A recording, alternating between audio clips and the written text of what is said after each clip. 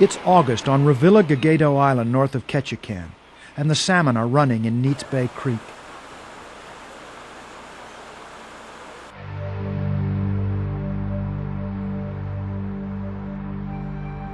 These fish are about to spawn and die. It's the end of their life cycle, but many other cycles are in evidence here. When the salmon come, the harbor seals come with them, looking for a meal. The eagles are watching, even if they lack the motivation to hunt right now. The gulls feed voraciously on fish carcasses that litter the stream banks. These carcasses come courtesy of the bears that fish here.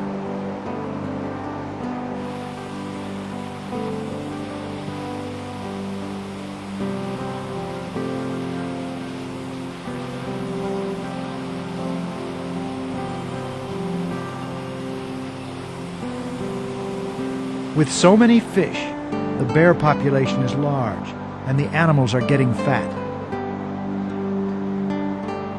Even the sows and cubs get plenty to eat.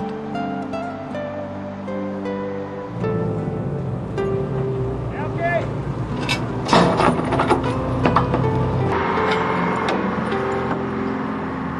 The fishermen are here. Their incentive is profit rather than nourishment.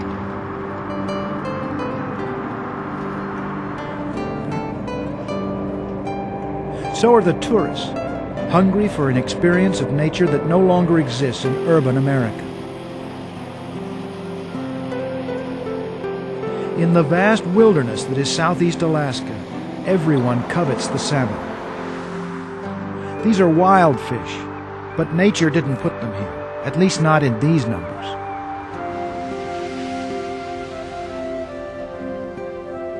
This is the Neets Bay Salmon Hatchery, one of 4 aquaculture facilities operated by the Southern Southeast Regional Aquaculture Association, or SARA. It's a private, non-profit enterprise conceived and financed by Southeast Alaska commercial fishermen. It exists to supplement Alaska's natural bounty by putting more fish in the sea for the sake of all who want them. Like the bears, the hatchery crew is working hard. This is their season to boost salmon reproduction. Well, right now we're taking eggs for our summer chum run. The effluent from the hatchery feeds a fish pass, a fish ladder out in the broodstock area, where we attract the adult fish up that ladder and into these 2 raceways.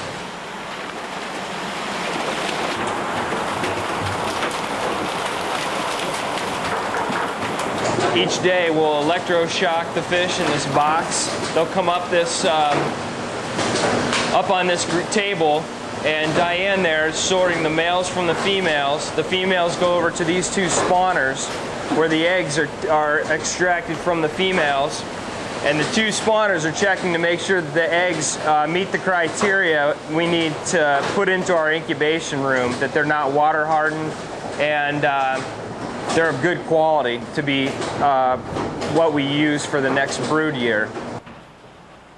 By extracting roe from the females and milt from the males, the hatchery crew spawns baby salmon in buckets and lugs them to an incubation room that offers a more controlled nursery than the gravels of a stream.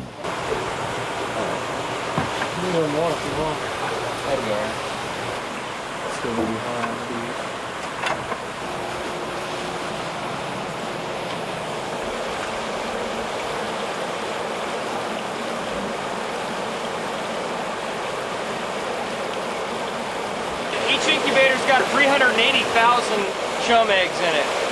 The facility at the moment probably has about 30 million. And our goal for the summer egg take is 106 million. In October they hatch, and once they're sac fried, they'll have a yolk sac that'll nourish the elvin, the larval salmon until February, when they have absorbed all that yolk, and then they'll need to be fed an artificial diet. And that's when we take these trays, pick them up one by one, and turn them upside down and send them out through a pipeline out into our saltwater rearing complex. After maturing at the hatchery for 2 months, these juvenile chum salmon will be released by the millions to forage in the ocean, where they feed on a natural diet of herring and krill, and in turn serve as food for the world's insatiable appetite for fish. This is a salmon ranch, not the type of farm that has flooded the world market with salmon raised in pens. Not farming in the sense that there's any corralling of the fish. So we took eggs out of a stream or out of a fish, put them in a man-made facility, a hatchery, incubated the fry or up to a fry, put them in a pond, and released them into nature. And what happened in nature is what happened to every wild stock out in the ocean. Once they're released, Neets Bay salmon are visually distinguished from their natural counterparts only by the clipped fins that identify a percentage of those released in each brood year as having spawned in a hatchery. There is nothing different between these and wild salmon. We release these. This is an ocean ranching facility, and we'll release these fish just at 2 grams. Fish farm is where you keep the fish for its entire life. You have control of the fish for its entire life. So it's basically fed food that's prepared to feed the fish in net pens. It doesn't swim out in the open ocean. It doesn't avoid predators. It doesn't interact with the environment. It doesn't live the way a fish would normally live. Even the experts, Alaska's commercial fishermen, acknowledge that once they reach the ocean, there is no difference between Neets Bay salmon and their wild cousins. So as far as the hatchery fish is concerned, there's no difference in the fish. He's turned loose, and he's got to live with the wild fish and compete with them and all that to live. When they're turned loose, why, they're on their own. That's what we do with these. We turn them loose when they're about that big. We go find them 3 years later when they come back to spawn to 5 years later.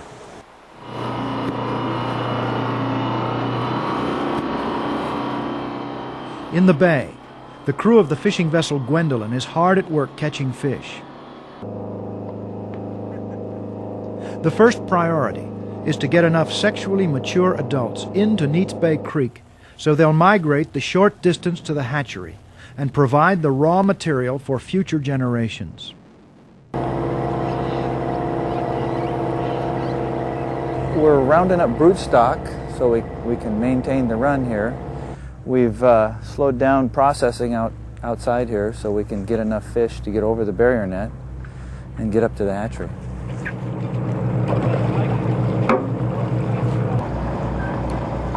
The fishermen and the hatchery crew transfer the fish from the purse seine to floating pens that will be used to transport them into the enclosure formed by a barrier net that serves to keep fish out of the creek rather than to fence them in. The hatchery team only wants enough mature fish inside the barrier to serve as brood stock for future generations.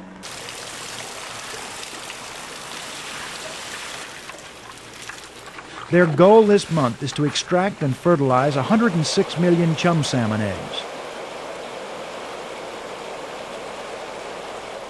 Without the barrier net, the hatchery would be overwhelmed with unwanted fish.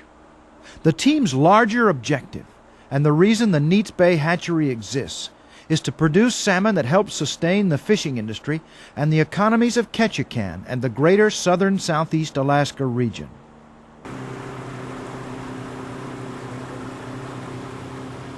A critical task is cost recovery fishing. It provides steady work for the Gwendolyn, which captures surplus salmon right in front of the hatchery. Cost recovery is where we take our fish and take them to the processor in the bay here, and we sell them, not for profit, but for money to run the company.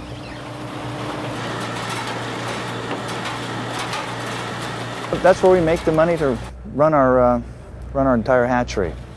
As the needs of the hatchery permit, the Gwendolyn's catches are offloaded onto tenders and transported to the processing barge Lucky Buck, anchored in a quiet cove a few miles away. Being situated next to a hatchery is strategically significant for processing foreman Aaron Dorfler, whose signature seafoods firm supplies world markets.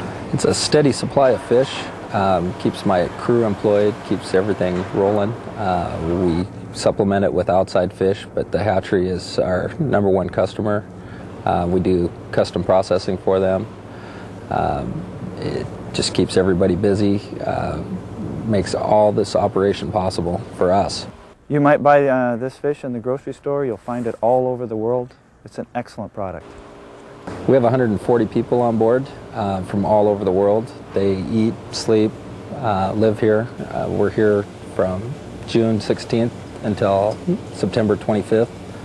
Then we'll pull up stakes and move on. The crew will filter in and out.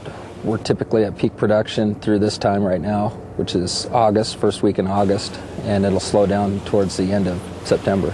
They send a lot of eggs over to Japan. They're all #1 top grade, excellent product.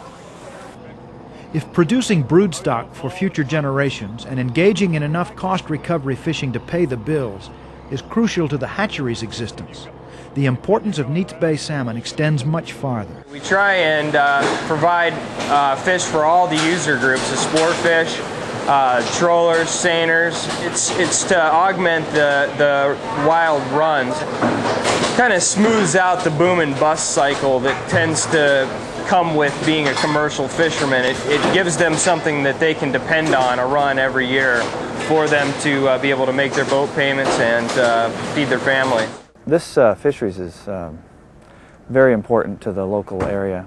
The processors, the fishermen, sport fishing, it takes in a lot of economy here in Southeast. Very important. Salmon still is, I believe, the biggest employer in the state of Alaska, the fishing industry. It isn't the richest employer, oil is, but it is the biggest employer. It always has been. Myself, as owner and operator of Alley Bob Charters, I am completely dependent upon the SARA, the Southeast Hatchery system here, because we wouldn't have the fish to catch for our clients. And I'd basically be out of business because the people wouldn't come up with sport fish unless they could catch fish. I believe that the hatchery has done a lot of good for a lot of people in this area.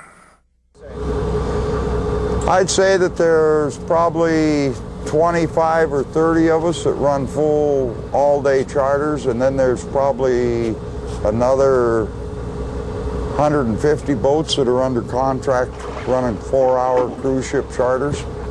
Some days they'll fish as many as 2,000 people a day off them cruise ships. Cruise ship passengers like to catch Neets Bay salmon. They also like watching Neets Bay bears. What we hope to see today is black bears. There are no brown bears here. There are accounts on this island of brown bears, but they're far and few between. You might see...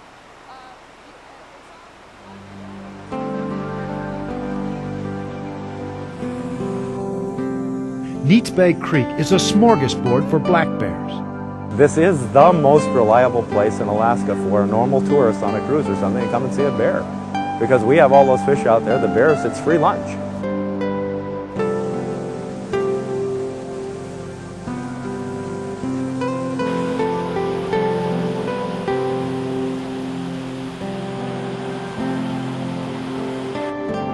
Southeast Alaska has one of the highest densities of bears anywhere, black bears I should say, anywhere, and that's largely, salmon are largely responsible for that.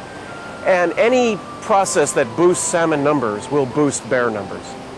Basically, one day on a salmon stream is worth 5 days of hibernation for a bear.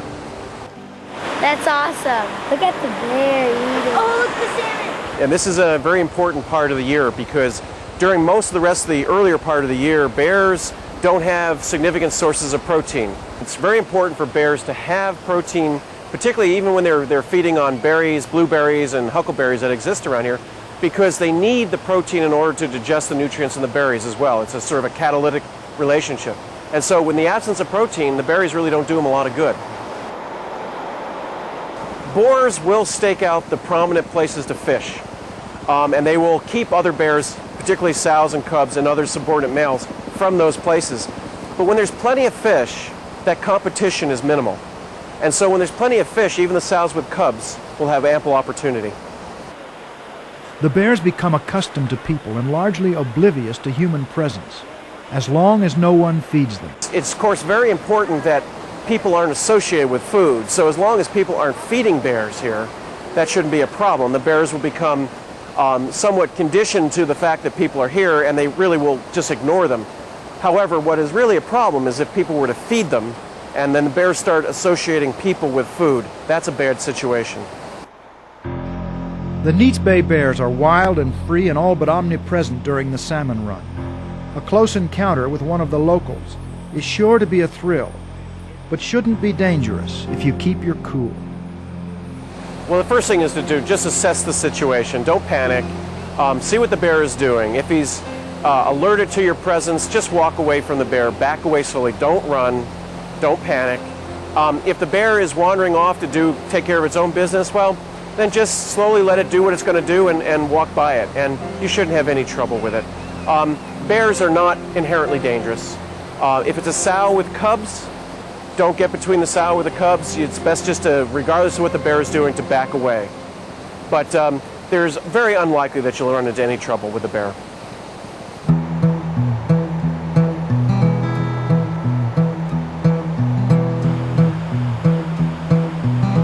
On the creek, the bears display a variety of fishing styles, some more effective than others. Bears are long-lived mammals, and with any long-lived mammal, learning is important. They learn through life. And young bears, just like young wolves, just like young deer, just like young brown bears, are inexperienced, and they're generally inefficient at fishing. The older the bears get with more experience, they learn the fishing spots. They learn where to go to get the fish, where the shallow areas are in order to capture the fish. So learning plays a big part, and it's part of a young bear's trials to learn how to efficiently feed itself.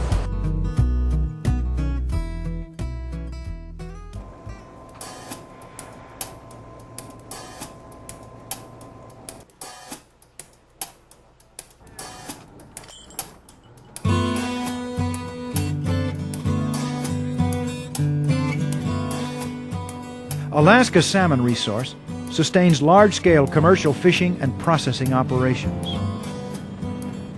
The very lifestyle of Southeast Alaska communities revolves around the salmon.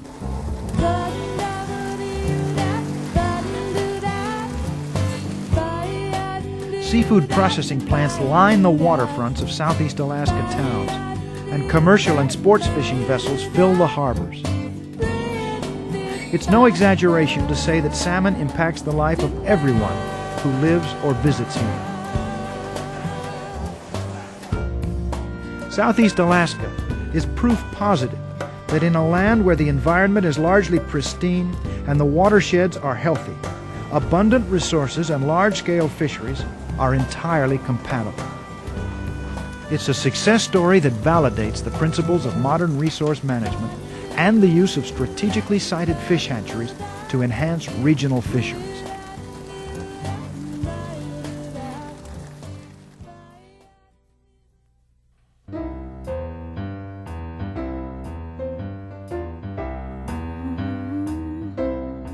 Our resource picture today is bright, but we haven't always been so fortunate.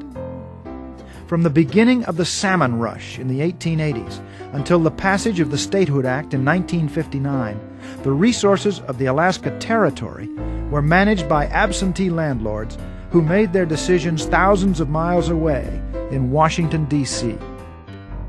Some would say they were mismanaged and that the cartels and conglomerates that comprised the Alaska salmon canning industry wielded the real power over Alaska salmon. Federal biologists tried to protect the fish, but their efforts proved ineffective. Knew at the time that they had to do something, that this isn't an unending resource, that there were limits on it, but I don't believe they really understood management concept. The Statehood Act of 1959 was largely a referendum on the presence of fish traps in Alaska waters and on the question of who should manage the state's salmon resource and profit from the salmon harvest. Adopted by an overwhelming majority, Alaska's Constitution is unique. It made salmon conservation a constitutional priority and outlawed the traps. The Constitution of the state set out management of our natural resources as a sustainable resource, but it was defined as a sustainable resource to be harvested as a resource. State management promised better times ahead, but the impact on the fish stocks wouldn't become apparent for nearly 2 decades. Species like Alaska king, sockeye, and chum salmon spend 3 to 6 years in the ocean before they return to fresh water to spawn. So even if you make things optimum for them, it's liable to take 2 or 3 full life cycles before the effect of that can be seen on the total abundance of the fish. And if you look at it, that's pretty much what happened. For Southeast Alaska commercial fishermen, low abundance meant hard times. If you got 15, 20 king salmon around this area, it was a pretty good day. Now my son-in-law was out there the other day and one spot out here by the Pinnacle, 39 king salmon he let go by 9 o'clock in the morning. Salmon hatcheries had been used in other regions to enhance fish stocks, and in the 1970s, fishermen in the Ketchikan region concluded that they needed their own hatcheries to boost the salmon harvest. Well, the fishermen wanted it because we was getting low, and there was fish hatcheries down in Oregon and Washington, California. Why can't we have one? The state actually built the first hatcheries here, the state and federal government. But the user pays concept was fairly strong in Alaska 30 years ago. And the fishermen themselves, I think they wanted some measure of control. We just ran out of salmon.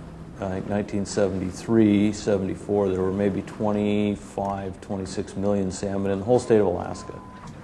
And Governor Hammond at that time appointed a task force, salmon task force, and they brought back a report to the legislature basically finding Alaska is missing 100 million salmon. And the strategy they laid out was, how do we get our 100 million salmon back? So what they did was they created a system of enhancing those fisheries, and the main reason was to bring the lowest point of wild survival, or the lowest point of fishery abundance, up to a higher level, basically to put more money in the fishery. What emerged was the concept of private, non-profit hatcheries funded by Alaska's commercial fishermen. Well, we needed money to get started. And I just got up and walked up to the desk and put $100 out there. The program would be funded by fishermen, who in turn would benefit from a more stable resource. When the private nonprofit structure was put in place in the middle 70s, the fishermen were given a choice to assess themselves 3% of their gross income. And there was an election or a vote, and they chose to do that. You set up a processing plant, you set up the ability to catch a certain number of fish, you set up the transportation to move those fish, and if you have that industry varying in the volume that they handled, sometimes 2 or 3-fold within a given year, it's tremendously inefficient and problematic to the people that would support it financially. If you can level that lowest line so that a processor can plan how many people to bring, how many lines to run, buy the materials to do that. So a fisherman can know that he's going to fish a full season, get a good crew and set to go. The more stable you can make that industry, obviously the better everyone does. Even in the 1970s, salmon biologists understood the now widespread public concern that hatchery fish might interbreed with wild fish and adversely affect natural genealogy. Well, that's something that's relatively controversial now. We take a lot of steps to see that they don't, or absolutely to minimize this. What we've done is site the hatcheries in unique places away from large, important wild fish populations. Neets Bay was perfect as the site for a private, non-profit salmon hatchery that would have minimal impact on naturally recurring salmon stocks and serve as a means of putting more fish in the ocean for commercial fishermen, for charter captains and the tourists who have traveled to Alaska for the pleasure of catching a salmon, and even for the bears and eagles. This is actually a classic site. It's a fairly deep bay with no significant fish populations, wild fish populations in it. It's probably 8 miles out to the mouth of the bay. And the second part that's very important about this bay is we can actually conduct a terminal fishery here. It's big enough that we could call in the fleets or fish ourselves to aggressively harvest these fish without, in fact, hurting wild fish or catching wild fish that live in Beam Canal. Also, we have a water source in the back here, which uniquely was somewhat barriered and really never had much of a population of wild fish here. So those 3 components are fairly important. If Alaska's salmon abundance had been driven to historic depths in the post-World War II era by a combination of overharvest and mismanagement, the state's pristine environment meant that the damage could be rectified within a generation by controlling the harvest of wild fish and using hatcheries to supplement rather than replace the wild runs. Other states weren't so lucky. There's a lot of mitigation factors going on in Washington where they had environmental issues, they have dams in the rivers, they've got farming issues, and a lot of different reasons of why to put hatcheries in. And hatcheries were brought in to replace what had been ruined, I guess. Where in Alaska, we didn't have that. We had natural stocks that we had historical basis to say they should be there. And in the early 70s, they weren't. And we just wanted to kind of go in and give a little kickstart to the natural side of it and get more fry out of the systems out into the ocean, and then let the ocean just rear them, which has been happening. It's been a success. The main thing with Alaskan salmon is the habitat is basically intact. The salmon is a very old animal. It's a very powerful animal. If you give it a chance, it will always do well.